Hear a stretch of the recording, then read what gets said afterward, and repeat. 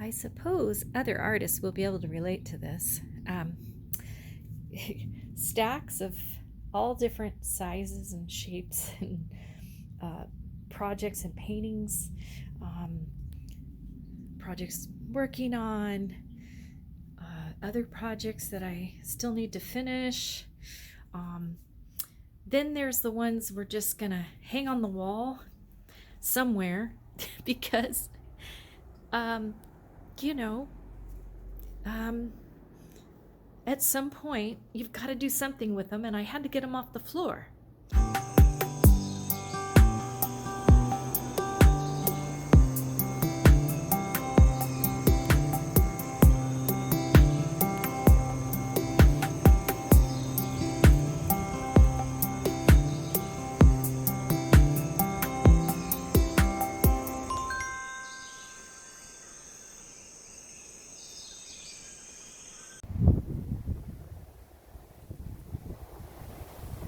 Leaving for Arizona, so I just wanted to share this weather clip with you. Um, it'll be just like this in Arizona while I visit my family, um, but probably very little rain, I'm guessing. Anyway, I'll share that with you later in this video.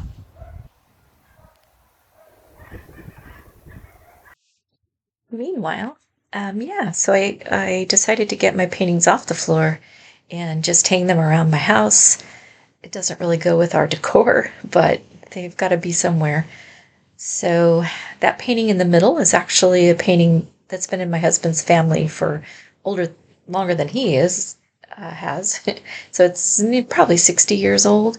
It was his mom's. I think she bought it in Glendale, California, or LA, somewhere around there. And it's an Italian artist. I'll try to get the name up for you on this video right here. Anyway, so yeah, there's a few of them, and then that one, who knows where that should go? Doesn't match anything, but it looks kind of nice up there up by the skylight. So, and then I threw a bunch in my son's room because he had a lot of wall space I could fill. So the rest of them are kind of scattered on my son's wall. Although that the desert one, the morning meetup, is gone now because I donated it to a foundation fundraiser. But yeah, that's what I've done with mine, and there's even some in the bathroom that I've put up. It's, you do what you got to do. I'm going to be taking my morning meetup painting and donating it to the Desert Art Woman Gallery here in Cathedral City. And it is for a fundraiser that they're doing that I'll tell you more about. Anyway, I'm excited. Off I go. Yay!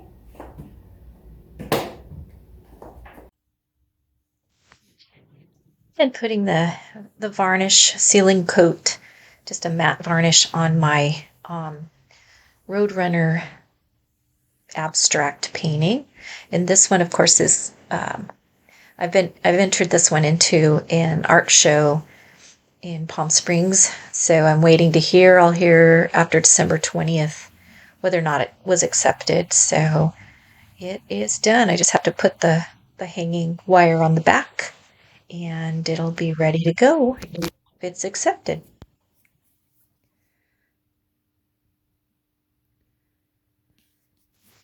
I like that varnish. It's just really easy to find and easy to use.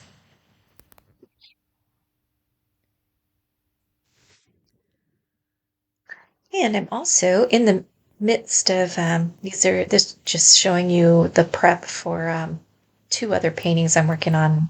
These are commissions, pet portraits. Family have requested a couple of them, so I am getting ready for those, and later you'll see me start the first one. But real quick, this was my some photos. My sister, my dad, my brother, and my sister-in-law in Lake Havasu. And there's me with my three daughters, Kristen, Lauren, and Miranda. My grandson with the ducks in the river. Um, And then just a nice peaceful evening watching the sunset with my brother and my hubby. Beautiful sunset from my brother's backyard. Anyway, back to the painting. I just use a really simple palette for this underpainting, and some of you are gonna be like, what are you doing with those colors? But the first dog that I'm painting, it has kind of a golden fur. And what I wanted to do, because I had that blue background, which then I sketched on the blue background. So now, of course, I've got the blue in the background. So I can't just start adding, you know, a deep yellow gold or anything like that. I've got to have an underpainting, obviously. So I decided I would do a coat of kind of an orangish pink underpainting because the dog's skin is kind of an orangish pink. Um, so later I do take some white to hit the lighter colors with the orange to make it into more of a slight peach color. But yeah, these are just really basic acrylic paints that I'm using just for the underpainting. So I spray my acrylic because in the desert it's so dry that, trying to keep those paints moist. I should get one of those palettes for moist to keep them moist. I might do that because I've been doing a lot more acrylic painting lately. But trying to keep them moist is a challenge. So I just lightly spray them, and that way it's easier to mix them. And for the underpainting, this is fine because it's really just trying to get that sort of smoother coat that also kind of cancels out that blue. And yes, I did use I think that's, I want to say ivory black. I use an ivory black because I knew I needed to have some darker areas. And rather than using burnt sienna or what else would I have used? Like glycerin crimson or something like that. It was just easier just to have this limited palette for just the underpainting.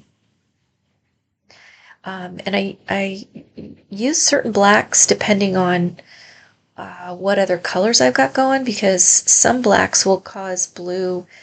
You'll end up with green if you're using it with certain colors. So anyway, I've learned to use certain types of black for things, but I still had an issue with this blue underpainting showing through the lighter parts, and you'll see later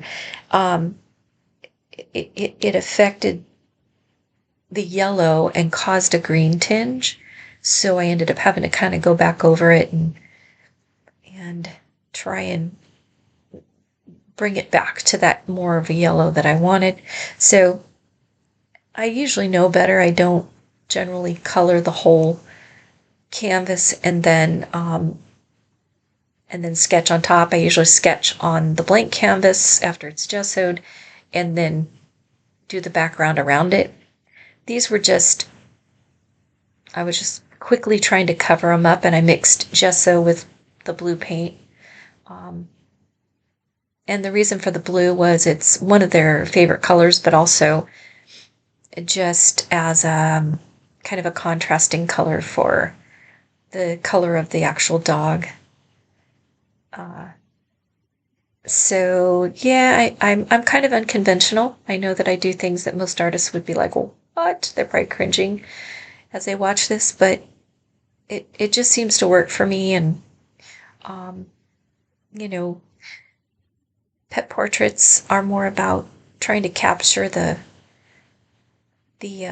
for me anyway, for my family, they all like them, but I'm trying to capture the personality of the pet. It's not so much about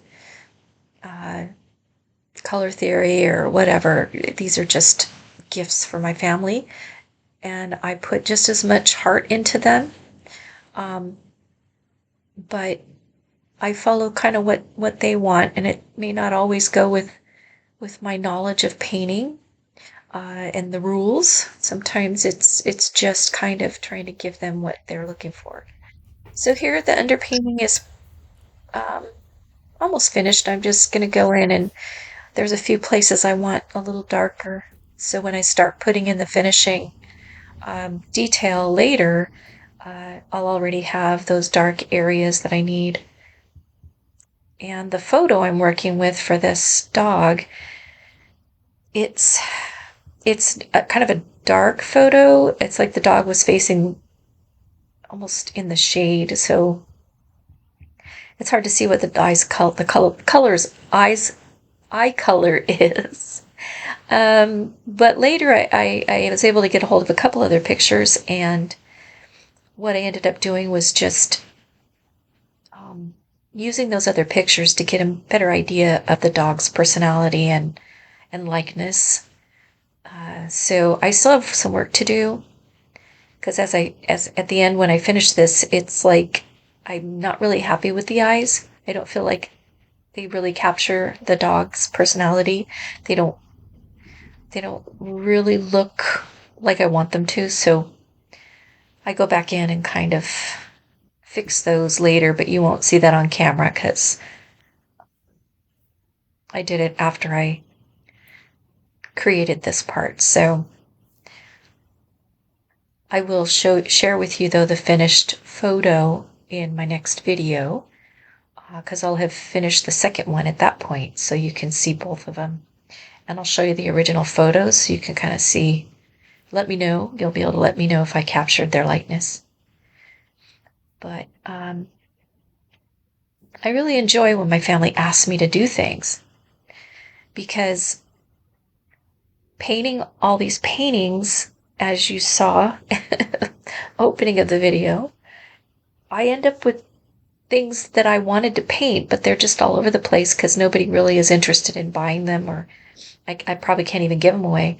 So I'm starting to donate a lot of them. But when someone commissions something, I get really excited because then I have something somebody wants and I'm able to, you know, do what I love and be providing something for someone.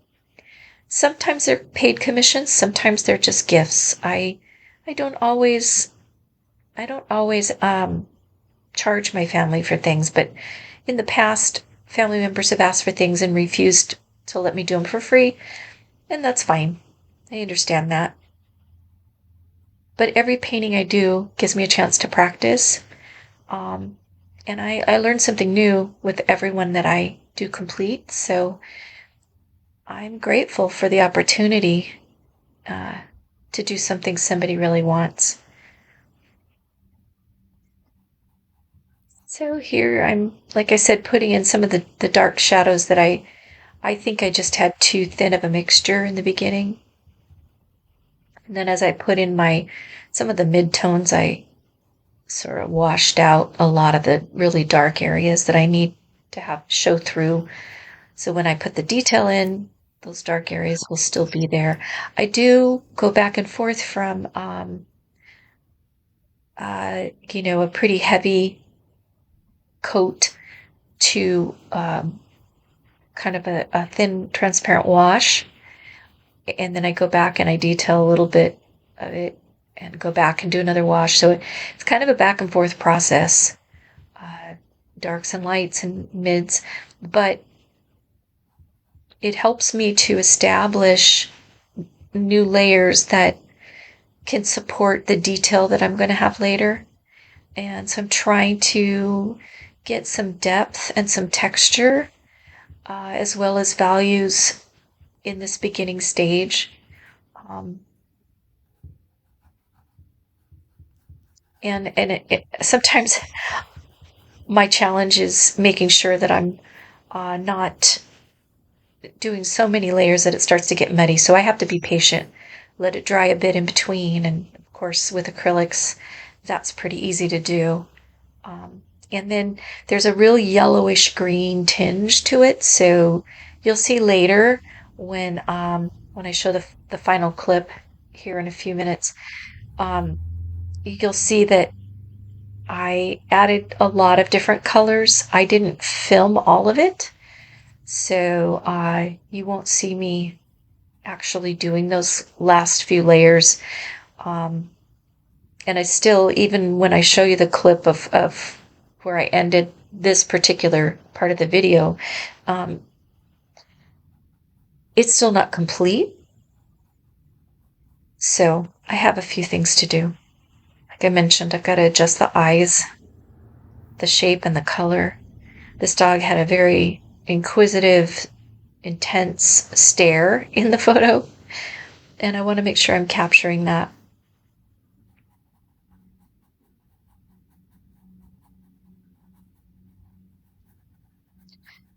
So tell me what you think in the comments. Um, I know, like I said, my technique is sometimes a little unorthodox, but it gets the job done, and I learn as I go what changes I need to make in how I'm doing things to make it easier on myself or to make it look more like what I want the outcome to be. And some of that has to do with going back to what I learned in my classes and uh, not going all maverick and thinking I can create a new way to do it or an easier way. Because sometimes the way you're supposed to do it is the way you're supposed to do it for a reason, right? And trying to come up with your own quicker, easier way doesn't always give you the results you want. So I think patience and going back to laying down color according to color theory and how things go well together. Quite often I find myself going back and reviewing lessons or researching different things, watching YouTube videos from other artists to see how they kind of sculpt out their pieces. But I also have to remind myself this is the underpainting. There's no reason for you to worry about all of that. Just get through this ugly stage of the painting, which we all know this is the ugly stage. And then later you can sculpt it out, right? I can even correct things at this stage. So it's all good. And I'm doing what I love and being able to enjoy the weather blowing outside while I'm in my nice lit sunroom painting for a special person in my family. Yeah, so thanks for watching and letting me share a little bit of my week with you. Um, and I'll let you know in the next video how things went with the donation painting, and also if I capture any of the video of the next dog painting, I'll share that with you as well. So here you see where I've started to kind of put in the opaque and detail stuff, and I've got that kind of reddish color underneath because there was a pinkish purplish tinge, but the eyes are not quite right, so I need to figure out why they look different, and then I need to add the golden color down underneath his chest. Thanks for watching.